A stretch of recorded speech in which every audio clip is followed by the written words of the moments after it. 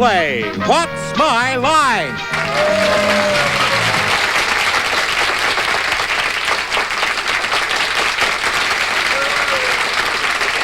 And now let's meet this week's What's My Line panel. First, our favorite confection, Soupy Sales.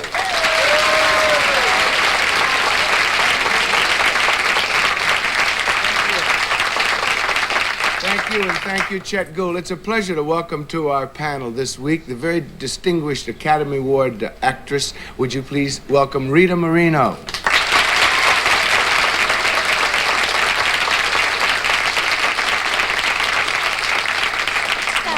No. That's not mine? This is yours. This Trust is me. mine. Well, okay. I would like to introduce a fellow who's always been a favorite of mine, a witty, charming man named Henry Morgan.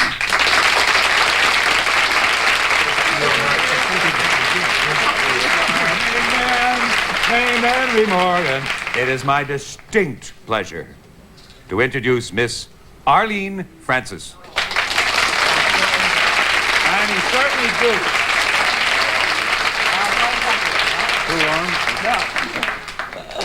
And here is the peg leg Bates of our show, Larry Blyden.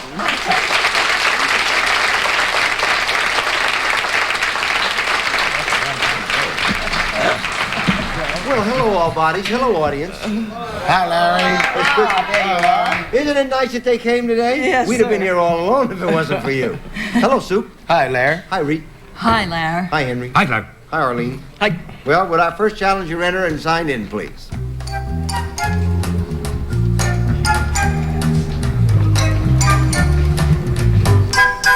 Ruth Johnson.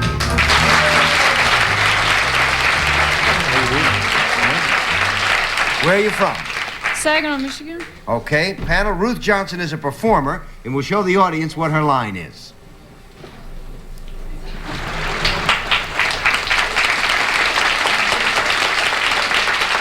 And let's start the questioning with Henry Morgan. I'd be delighted. Tell me, ma'am, do you perform indoors? Sometimes. What you do sometimes indoors and sometimes outdoors, do you do before an audience who paid to see you do it? No. 1 down and 9 to go, Arlene. Do you work in the television medium? Not usually. 2 down and 8 to go, Soupy. When you do this, do you ever wear makeup? No. 3 down and 7 to go, Rita. Oh, boy. You don't do it before an audience. Is that correct? No, that's not correct. Oh, well, wait. 4 down and 6 to wait go, a minute. Henry. How fast it goes by. Henry? Do you do it then for just the public? Yes. Sometimes. I didn't ask you. Sometimes for the public and sometimes, wait a minute, that's interesting. Isn't it? Sometimes with nobody to see what you do. Sometimes, yes. Gee, that's odd. Do you wear, when you're performing, what you're wearing? It isn't wholly nobody, Henry. You know what I mean? It isn't an utter nobody. No, we don't know. Larry. Okay, I'll give you that and you can push on. I know a couple of other nobodies, and they're delighted to watch. Do you wear ordinary clothing when you do this? No. 5 down and 5 to go, Arlene. Is there any animal associated with what you do? No. 6 down and 4 to go, Soupy. Wait, you do it indoors, and you do Sometimes. it sometimes, and then you do it out of doors. Yes. Are you ever riding any kind of vehicle? No. 7 down and 3 to go, Rita. Was it asked, because I'm so nervous, this is my first time. Was it asked if animals were involved in this? There's no animal. No animals involved. Okay. Do you wear a kind of uniform then? Yes, I do. You do, indoors and outdoors. Is your kind of job a seasonal one? No. 8 down and 2 to go, Henry. Well, does anybody make money out of what you do? Not usually. 9 down and 1 to go, Arlene. Are you associated with any branch of the government? Yes, I am. Do you, are you with the airborne? No. No, we fooled you. Oh. She plays in the President's own United States Marine Band.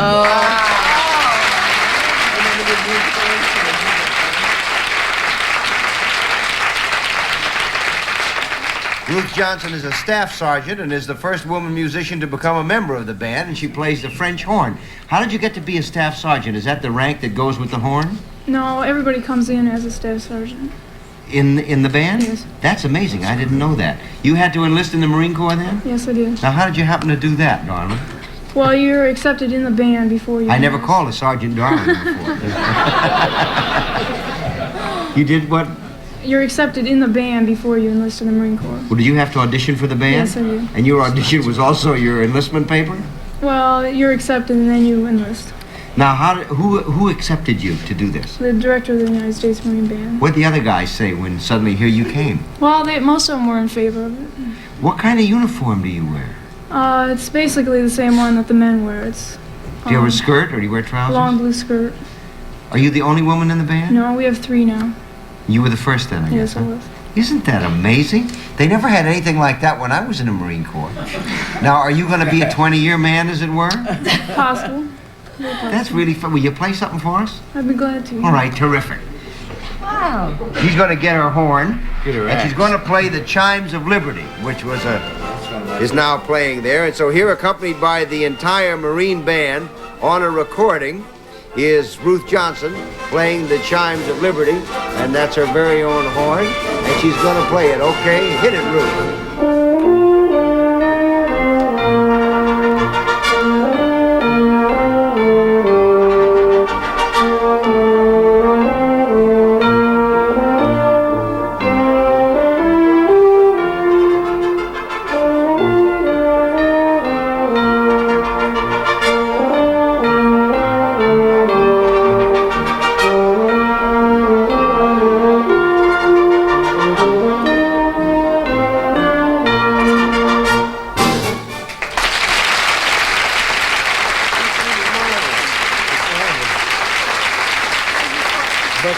Much better. Thank you.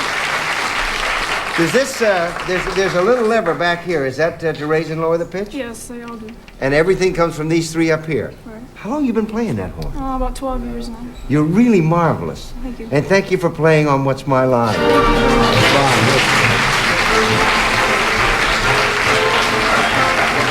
We'll be back with more of What's My Line after this next.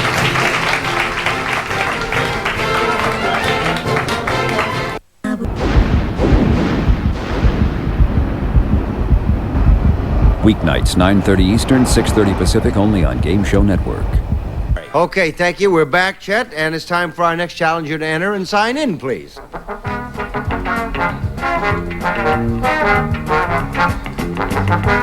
Carl Montour.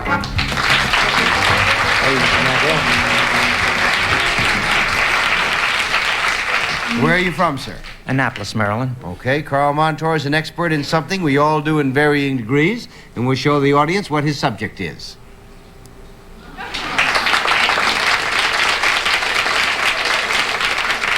And let's begin with Arlene Francis. Thank you. Mr. Montour, is it something physical rather than cerebral? No. 1 down and 9 to go, Soupy. Would you do this at, everybody do this really at a particular time of the 24-hour period? No. 2 down and 8 to go, Rita. Well, if it's not physical, is it then cerebral? Yes. Aha! Okay. Well, you never know. You know, you don't trust anybody on the show. Do you come into contact with people Yes. in your job? Yes. In my job, yes. Yes. Do you impart information to these people?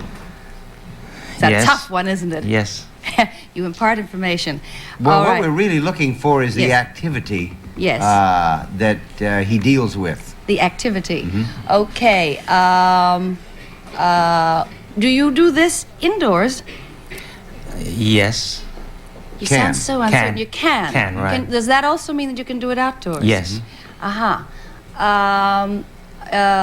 We're looking for his subject and not what he actually does about the subject, Reed. So you're looking I for the gotcha. subject. Bob? All right. Well, I'm going to pass because I really didn't hear the very beginning of this. I'll go on to Henry. Okay, Henry. You want me to tell you the beginning? Yes. Once The man came out and wrote his name on the board, see, right? And it's something that everybody does some time or other. Okay. And it's not physical. It's mental.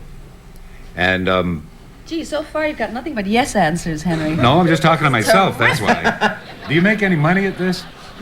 No. I'm sorry to hear that. 3 down and 7 to go, Arlene. No, you don't. You are an expert in whatever this cerebral activity is, huh? Right. Possibly, yes. Does it have, then it has something to do with the thinking process? Yes. Do you, are you very good at figures, mathematics? Does that have something to do with your No. subject? 4 down and 6 to go, Soupy. Is what you do, Mr. Montour, is it ever done in, sometimes in anger? No. 5 down and 5 to go, Rita. That's interesting. Mr. Montour, does this activity have anything to do with words? Words? Yes. Not really. Oh. 6 down and 4 to go, Henry. Is it anywhere in the field of extrasensory perception? No. 7 down and 3 to go, Arlene. Then it has, I can rule out anything like meditation. Yes. Yes. Is it, are you better off as a result of being able to accomplish this, whatever it is? I think I would have to say yes. in Yeah, a sense. probably so. Yeah. Are we up the wrong tree here? No. No, we're not. If it has something to do with words, No, we established that it did not. it has nothing to do with words and nothing to do with figures, Right. with numbers. Does it have to do with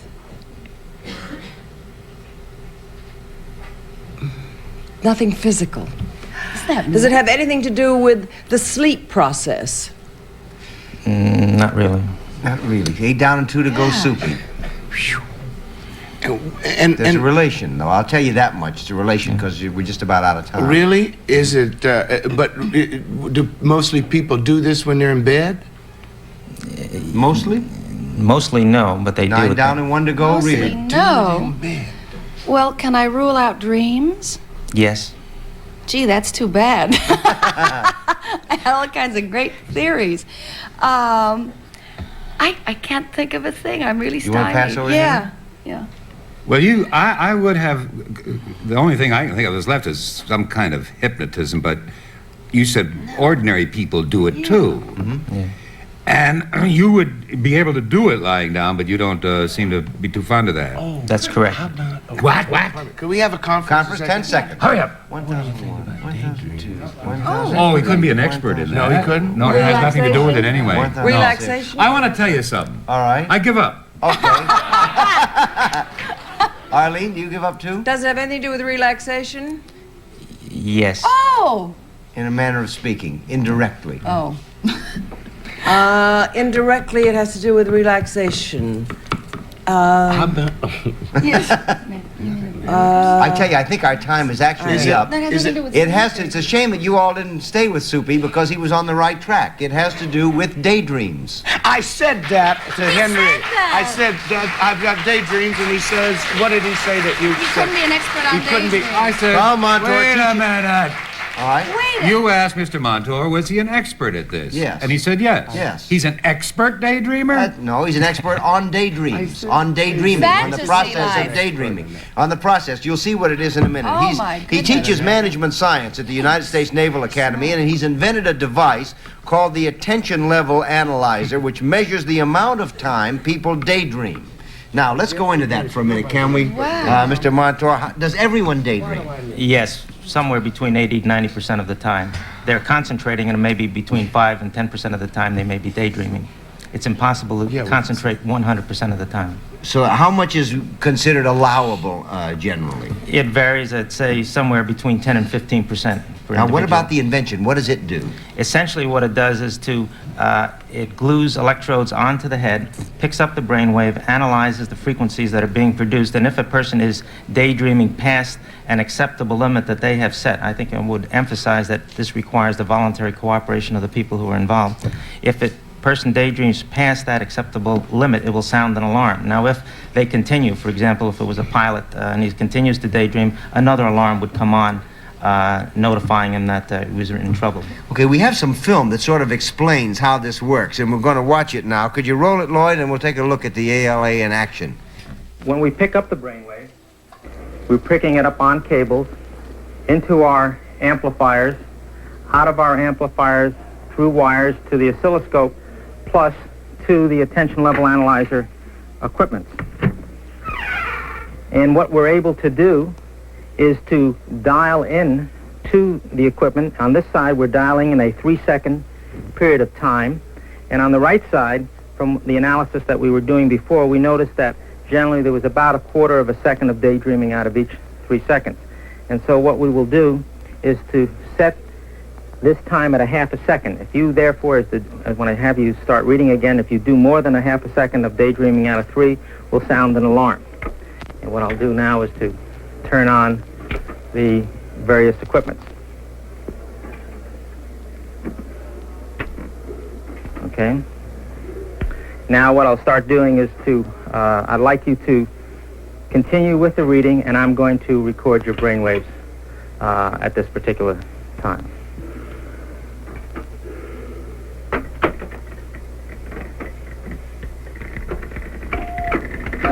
When we're hearing that tone, it's an indication that his mind, maybe because of the lights that are in here, his mind was going off the subject.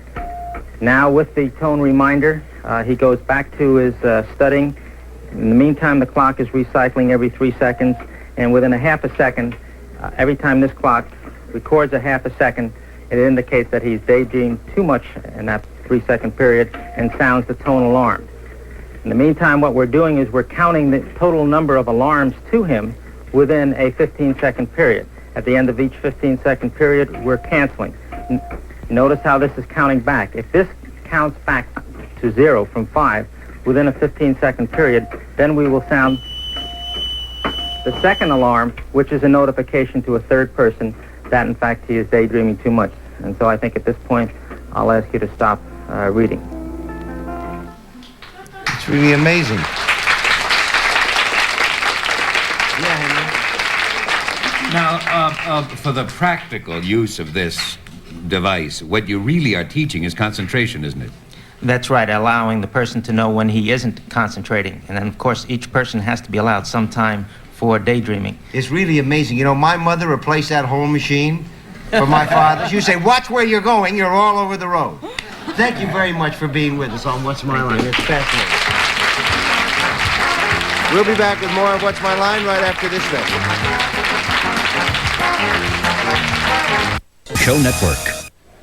Okay, time now for the special feature of What's My Line, the appearance of our mystery guest. Are your blindfolds all in place, panel? They certainly are. Then would our mystery guest enter and sign in, please?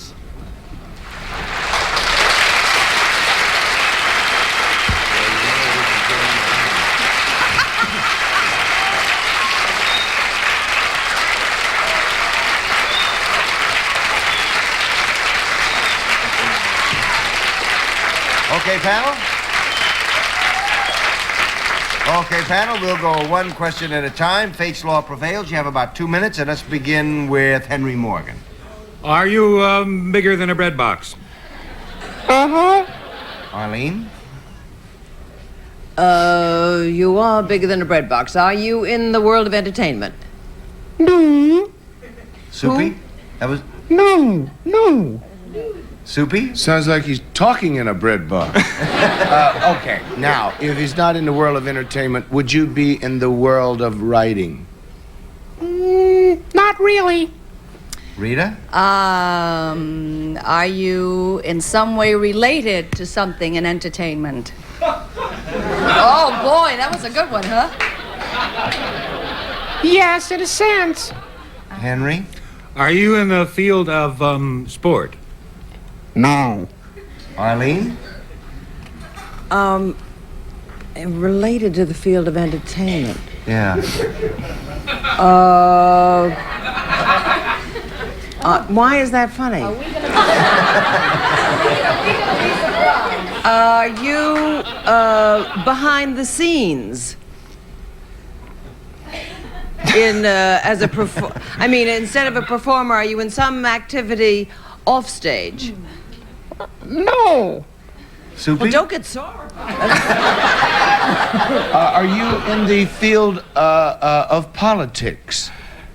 No! Rita?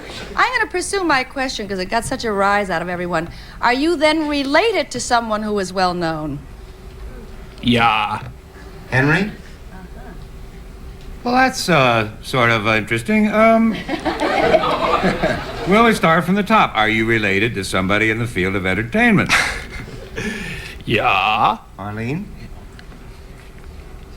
Are you married to someone who is a successful performer? No. No, he's the son of someone who is a successful Are you Peter Gabel? Yes, it is.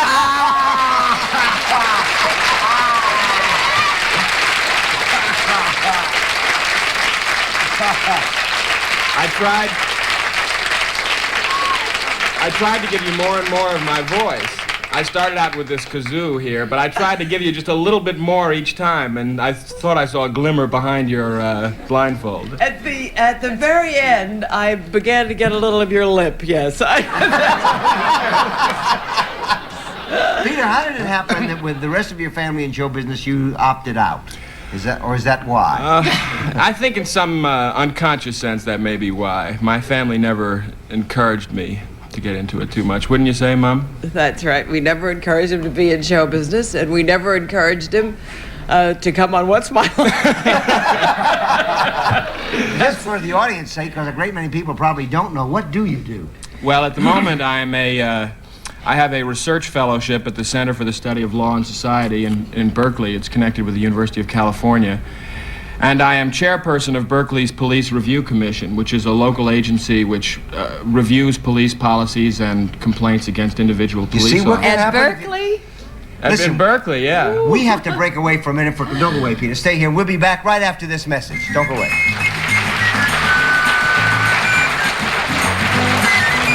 $1,000 pyramid, then grab Grandma and watch the Family Feud. We're late. Goodbye.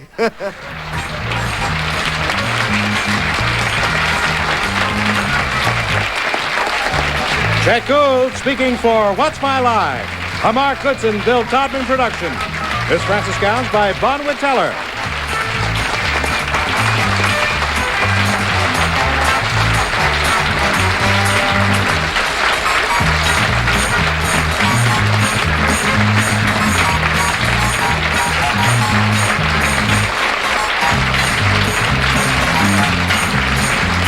This program was recorded.